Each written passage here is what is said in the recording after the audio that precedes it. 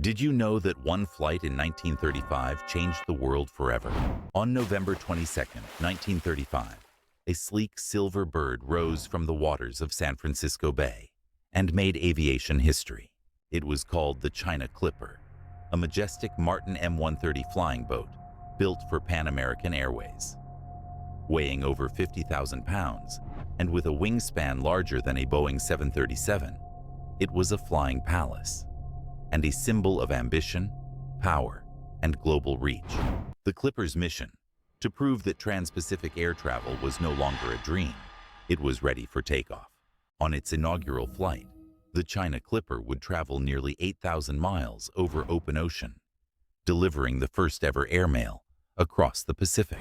At the controls, Captain Edwin Music, a quiet legend in the making. With nerves of steel and a deep trust in his flying boat, Music led a crew of 6 through 5 days of navigation, radio coordination, and refueling on tiny island outposts. The crowd watched in awe as the Clipper roared to life and lifted off the bay, its aluminum hull catching the last light of the setting sun. The Clipper carried 110,000 letters, but what it really delivered was a message to the world.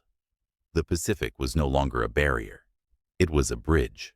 When it landed in Manila, 5 days later, it wasn't just mail that arrived. It was the future. The China Clipper paved the way for commercial aviation over oceans, shrinking the world with every mile.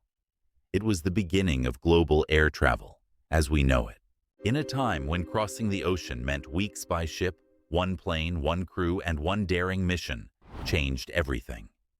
The China Clipper didn't just fly, it soared into history.